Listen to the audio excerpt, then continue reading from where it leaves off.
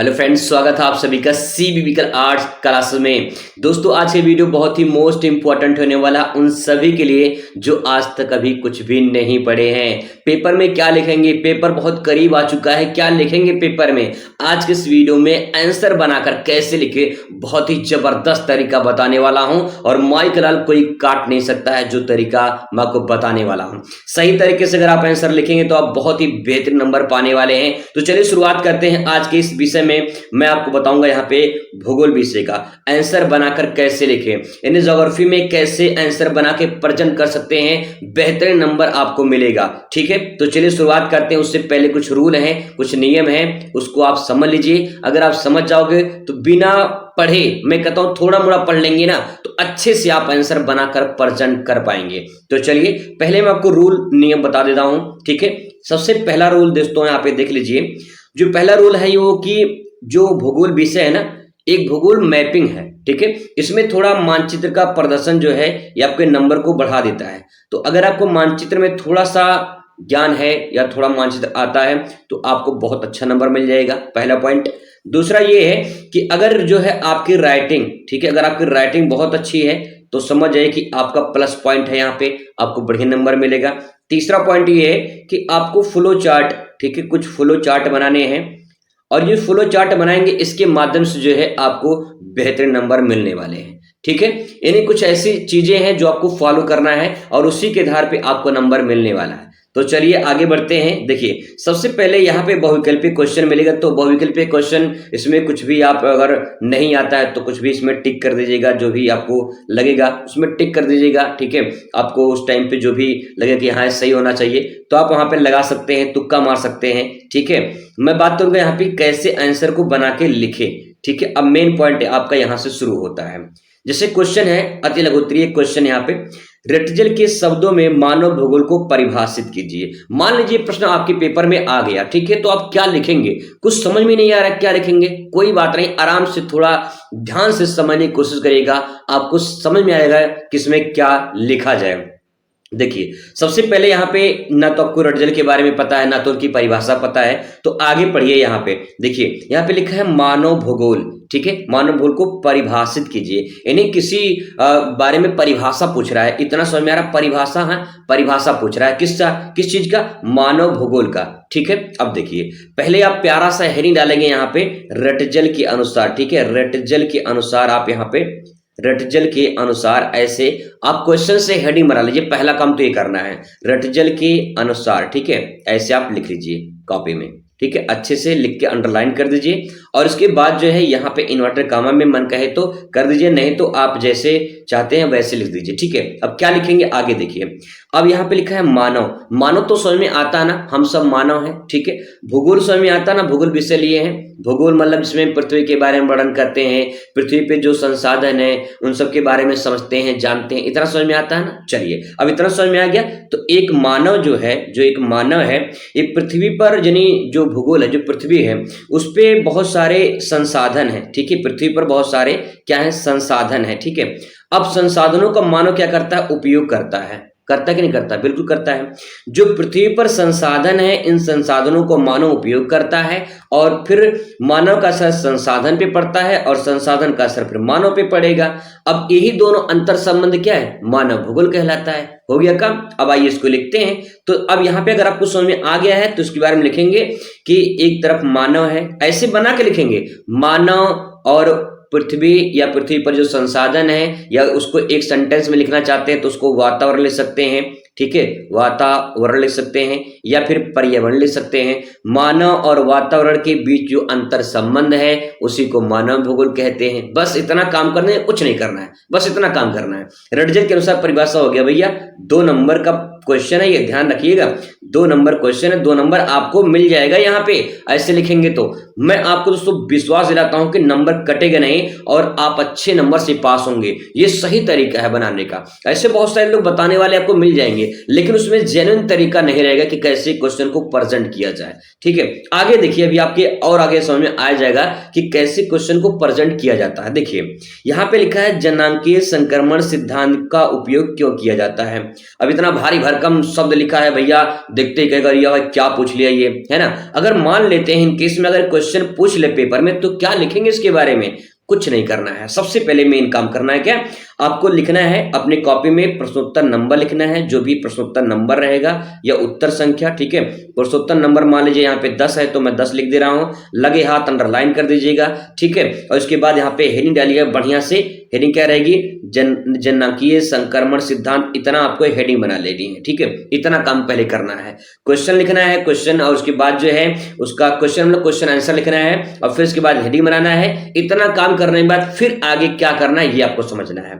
अब देखिए जनांकीय संक्रमण सिद्धांत आपने कभी ना देखा है, ना कभी पढ़ा, ना कभी सुना है, तो क्या लिखेंगे। अब देखिए इसमें लिखा है, देखिए जनांकीय में जन लिखा है, जन मतलब समझते हैं ना, जन मतलब लोग, तो यहाँ पे भैया लोग हो गया, लोग एक चीज हमें मिल गया। यहाँ पे कोई आपको कीवर्ड उठानी है और उसी कीवर्ड से पूरा का पूरा सेंटेंस बयां कर देनी है। ठीक है, देखिए जन मतलब क्या हो गया, जन मतलब होता भैया लोग। ठीक है, अब लोग हो गया। यहाँ पे लिखा है, आगे लिखा है पे अंककीय, मतलब कि यानी लोग क्या है, अंककीय मतलब आंकड़ा। ठीक है, तो लोगों क्या है, आंकड़े हैं, लोगों के आंकड़े हो जाएगा। अब लोगों के आंकड़ों के बारे में यहाँ पे बात कही जा रही है, ऐसा कुछ संबंधित हमें मिल रहा है। और संक्रमण यहाँ पे लिखा है, तो संक्रमण उसे कहते हैं भाई संक्रमित है, इसके पास मत जाया करो। संक्रमित है मतलब बीमार है। तो देखिए इसमें एक चीज आप ऐड कर देंगे, संक्रमित है, संक्रमण है, तो संक्रमण कब होता है, जब इंसान जन्म होता है ना, जन्म होता है और मृत्यु दर। तो यहाँ पे जन्म और मृत्यु, इसके बीच का जो भाग होता है वही संक्रमण कहलाता है। जन्म और मृत्यु के बीच भाग होता है वही संक्रमण कहलाता है।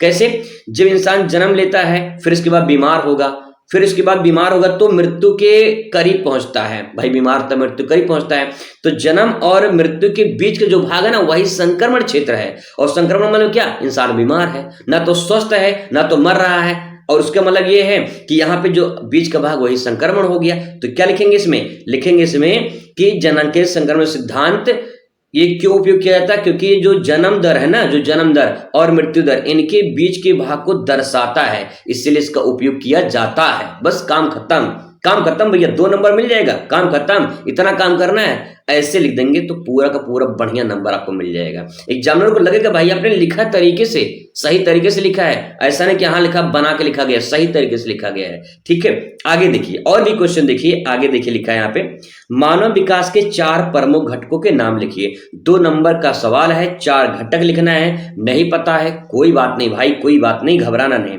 सबसे पहले वही काम करना है, प्रश्नोत्तर नंबर यहाँ पे लिखना है। ठीक है, जो भी प्रश्नोत्तर नंबर रहेगा यहाँ पे लिखना है। मान लो 11 है तो 11 लिख देनी है। ठीक है, और इसके बाद लगे हाथ यहाँ पे मानव विकास। ठीक है, आपको हेडिंग लिख लेना है अच्छे से। ठीक है, मानव विकास, जो भी आपकी जैसी राइटिंग रहेगी अपने राइटिंग में लिखिएगा। मैं तो इस प्रकार से लिख रहा हूं, तो यहाँ पे अंडरलाइन कर दीजिएगा ताकि अच्छा लगे देखने में। ठीक है, तरीके से लिखेंगे, बना के लिखेंगे तब भी गलत नहीं होगा, क्योंकि आपने तरीके से बनाया है। बहुत लोग होते हैं बनाते तो हैं लेकिन तरीके से नहीं बनाया गया है। जो स्वाद खाने में आता है वो खाना तरीके से बनाया गया है। इसका मतलब ये है कि उसको बढ़िया से अच्छे से सब मसाला वसाला डाला गया है, तो आपको क्या करना है, बढ़िया से मसाला वसाला डाल के उसको बढ़िया से बना देना है। बढ़िया से बनाएंगे बढ़िया नंबर मिलेगा। ठीक है, घटिया बनाएंगे घटिया नंबर मिलेगा भैया, समझ लीजिए। ठीक है, अब मानव विकास हो गया ना, अब आइए समझते क्या। देखिए यहाँ पे हम सेंटेंस कभी पढ़े नहीं है, कोई बात नहीं, दिक्कत नहीं होगा। मानव समझ में आता है ना, मानव भैया, मानव, हाँ मानव, हम सब मानव है। ठीक है, चलो आगे बात करते हैं। आगे लिखा है विकास, विकास लिखा है। ठीक है, तो मानव विकास कैसे करता, आप सोचिए मानव विकास कैसे करता है। आप विकास कैसे कर पाओगे, जब जिंदगी में आपके भैया पैसा रहेगा ना, आय, पैसा रहेगा तभी विकास कर पाओगे। तो पहला घटक हमें मिल गया भैया, क्या, आय। बढ़िया से, कोई दिक्कत नहीं है, आय मिल गया।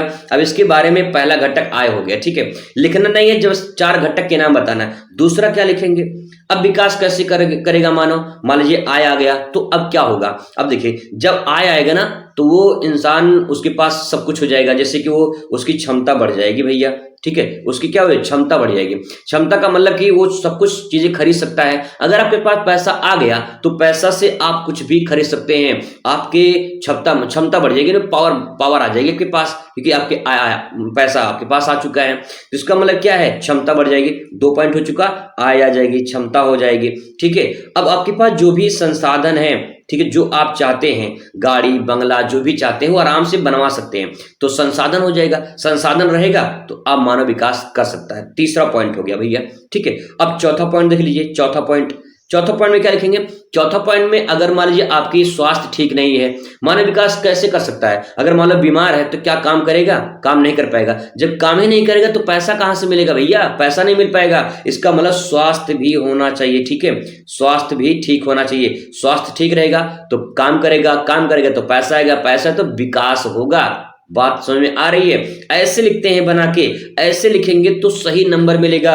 2 नंबर माइक लाल कोई काट नहीं सकता अगर आप ऐसे आंसर को प्रेजेंट कर दिए। ये सही तरीका दोस्तों लिखने का। ठीक है, ऐसे ही सारे क्वेश्चन आप लिख सकते हैं। मैं आपको पूरा बता सकता हूं एक एक करके, लेकिन मैं आपको थोड़ा सा यहाँ पे लघु उत्तरी में बता दूं, थोड़ा सा लॉन्ग में बता दूं, ताकि आप हर जगह कुछ ना कुछ बना के अच्छे से प्रेजेंट कर पाए।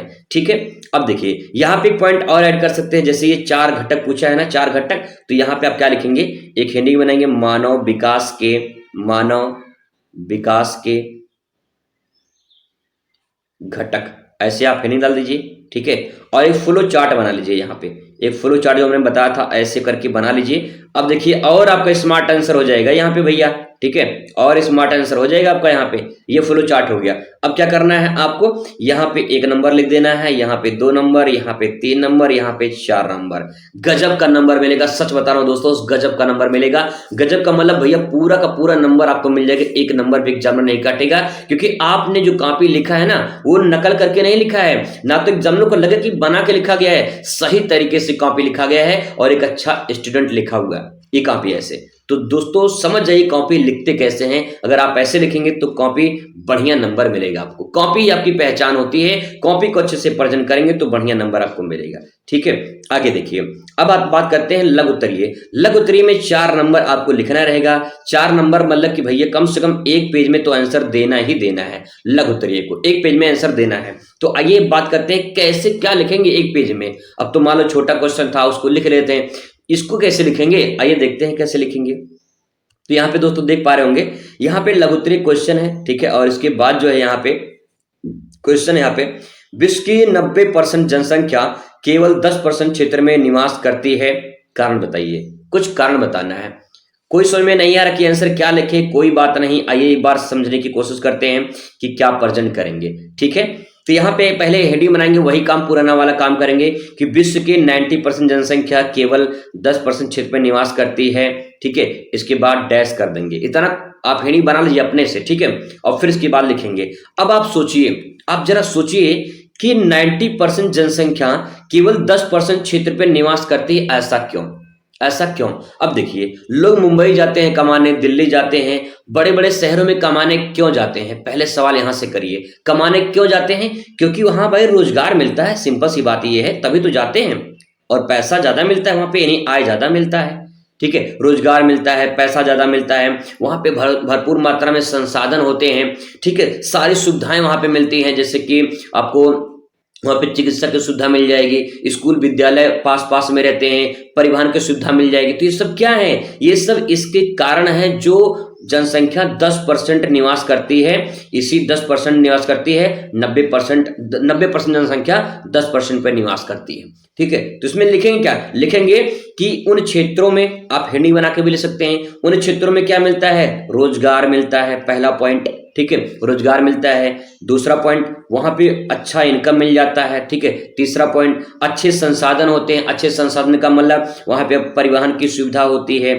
ठीक है, परिवहन की सुविधा होती है। और फिर वहां पे लिख देंगे कि जो है वहां पे जो खनिज संसाधन होते हैं उसके भंडार होते हैं। तो इस प्रकार से लिख देंगे और फिर थोड़ा थोड़ा इसके बारे में लिखेंगे। थोड़ा थोड़ा एक तो हेडिंग बन जाएगा इसके बारे में। अब इसको फ्लो चार्ट में कन्वर्ट कर लीजिए, फ्लो चार्ट बना लेंगे और उसके बारे में थोड़ा थोड़ा लिखेंगे। रोजगार में लिखेंगे वहां पे रोजगारों की सुविधा होती है, इसलिए लोग वहां पे ज्यादा रहना पसंद करते हैं, ऐसे अपने भाषा में, कोई दिक्कत नहीं, गलत नहीं होगा दोस्तों, ध्यान रखिएगा। कॉपी इतनी फास्ट चेकिंग होती है ना कि इतना किसी के पास टाइम नहीं है कि आपका एक एक अक्षर पड़ेगा, ये बात ध्यान रखिएगा। इसलिए मैं सही तरीका बता दे रहा हूं, अगर तरीका अपना लेंगे गारंटी 100% की माइकलाल कोई काट नहीं सकता एक नंबर, ध्यान रखिएगा। अगर आप समझ गए बहुत अच्छी बात है, नहीं समझेंगे कोई बात नहीं भाई, बताने वाले तो बहुत हैं, लेकिन वो बताएंगे जो वो आपको समझ में नहीं आएगा, और आएगा भी तो शायद जेन्युइन तरीका नहीं रहेगा। जो मैं तरीका बता रहा हूं तो जेन्युइन तरीका है, कोई काट नहीं सकता है, ठीक है। ऐसे लिख के आप अच्छे नंबर पा सकते हैं, पूरा पूरा 4 में मिलने का चांस रहता है यहाँ पे, ठीक है। आगे देखिए अगला क्वेश्चन यहाँ पे, ऋणात्मक भुगतान संतुलन का होना किसी देश के लिए क्यों हानिकारक होता है। अब सवाल ये इतना खतरनाक पूछ लिया है कि इसमें समझे नहीं कि लिखें क्या, ठीक है। आइए बताते हैं क्या लिखेंगे इसमें। देखिए सबसे पहले यहां पे लिखा है ऋणात्मक भुगतान संतुलन, ठीक है। तो कुछ नहीं करना है, पहले वही काम करना है, हेडिंग बनाने वाली, हेडिंग बनाते ही आपका काम हो जाता है, आधा तो हो जाता है, ठीक है। फिर आपको लिखना होता है सोच सोच के। देखिए पहले हेडिंग बना लेंगे, ऋणात्मक भुगतान संतुलन होने की दशा में हानिकारक इसलिए है, ठीक है। ऐसे हेडिंग बना के इसके बारे में आगे प्रेजेंट करेंगे। क्या करेंगे अब देखिए, यहाँ पे ऋणात्मक लिखा है, ऋणात्मक मतलब कि यहाँ पे कोई चीज माइनस की बात कर रही है, मतलब कोई घाटा हो रहा है, ये बात हो रही है। इतना तो समझ में आ रहा है ना, घाटा हो रहा है, ठीक है। भुगतान, भुगतान संतुलन, दो शब्द है। भुगतान, भुगतान का मतलब भैया कि भाई पैसा है, पैसा भुगतान कर दिया जाए, पैसा किसी को दे दिया जाए, है ना। संतुलन का मतलब क्या, बराबर होना। भुगतान संतुलन हम कह सकते हैं कि आप जो पैसा लेन देन कर रहे हैं, वो जैसे कुछ वस्तु आप खरीद रहे हैं, ठीक है, और कुछ वस्तु जो है आप बेच रहे हैं, तो जो बेचा जा रहा है और जो खरीदा जा रहा है, इस बेचने और खरीदे में संतुलन बना है कि नहीं बना है, या घाटा हो रहा है, ठीक है। तो कहने का मतलब जैसे अगर आप कोई दुकान खोलते हैं, अगर आप पूरा दुकान से जो घाटा आपका होता है, तो क्या आपका भुगतान संतुलन हो रहा है। मतलब आप दुकान खोले हैं, सामान कहीं से लेकर आ रहे हैं और फिर सामान बेच रहे हैं, लेकिन उतना सामान बेचने से भी आपको नुकसान हो रहा है, फायदा नहीं हो रहा है, तो क्या भुगतान संतुलन बराबर है, नहीं बराबर है, तो ऋणात्मक हो रहा है, तो उसका देश के लिए क्या हानिकारक है ये बताना है। इतना समझ गए हैं, अब लिखिए। जब लिखना शुरू करेंगे थोड़ा थोड़ा और आइडिया मन में आएगा और विचार आएंगे, ठीक है, और फिर इसके बाद जो है नए नए विचार आएंगे, तो आप उसमें प्रेजेंट करिए, जो आ रहा मन में लिखते जाइए बस भैया, ठीक है। अच्छे से लिखेंगे तो काम आपका हो जाएगा, ठीक है। अगला सवाल देखिए, बाजारी सब्जी कृषि के नगरीय क्षेत्र के समय क्यों की जाती है।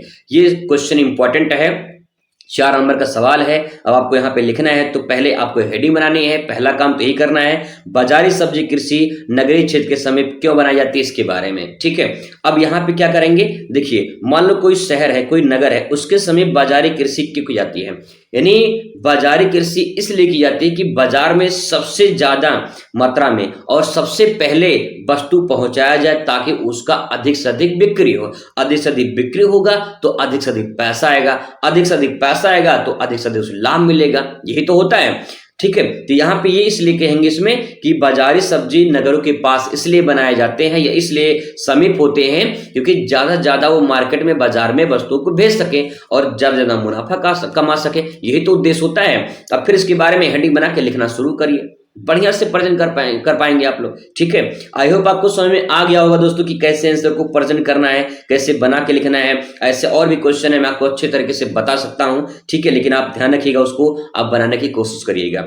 बात कर लेते हैं 1-2 क्वेश्चन यहाँ पे लॉन्ग में, कि कैसे लॉन्ग में बनाएंगे। 6 नंबर का क्वेश्चन रहेगा, ठीक है, कैसे प्रेजेंट करेंगे इसके बारे में। तो देखिए पहला क्वेश्चन यहाँ पे जैसे लिखा है, व्यापार के पतन किस प्रकार सहायक होते हैं, पत्तन का वर्गीकरण उनकी अवस्थिति के आधार पर कीजिए। अगर आप पत्तन कभी नाम सुने होंगे तो पत्तन का मतलब होता है बंदरगाह, ठीक है, बंदरगाह। और बंदरगाह का मतलब होता है, जैसे भारत है ना, भारत है। अब यहाँ पे फ्लो चार्ट का प्रयोग करेंगे, मैंने बताया था ना मानचित्र का प्रयोग करना कैसे। आप थोड़ा सा यहाँ पे फ्लो चार्ट मैपिंग का प्रयोग कर लेंगे तो आपका यहाँ पे प्लस पॉइंट हो जाएगा, बहुत ही बेहतरीन नंबर मिल जाएगा। डायग्राम, मैपिंग, कोटेशन, इनका प्रयोग अपने कॉपी में जरूर करना है। अगर इस प्रकार से करेंगे तो बेहतरीन नंबर मिलेगा, ये बात ध्यान रखिएगा। अब यहाँ पे फ्लो चार्ट बना लेंगे। तो अगर आप जो दो तीन बंदरगाह बना देंगे यहाँ पे, से यह मुंबई हो जाएगा, ठीक है, यहाँ चेन्नई है, यहाँ विशाखापट्टनम है, ठीक है, यहाँ पे कोलकाता है, ऐसे दो तीन बंदरगाह बना देंगे तो काम हो जाएगा भैया। इसके बाद जो है यहाँ पे काम करने के बाद फिर यहाँ पे लिखा व्यापार में पत्तन किस प्रकार सहायक होते हैं। ज्यादातर जो व्यापार होता है भारत का वो समुद्री मार्ग से होता है, यहाँ से समुद्री मार्गों से होता है।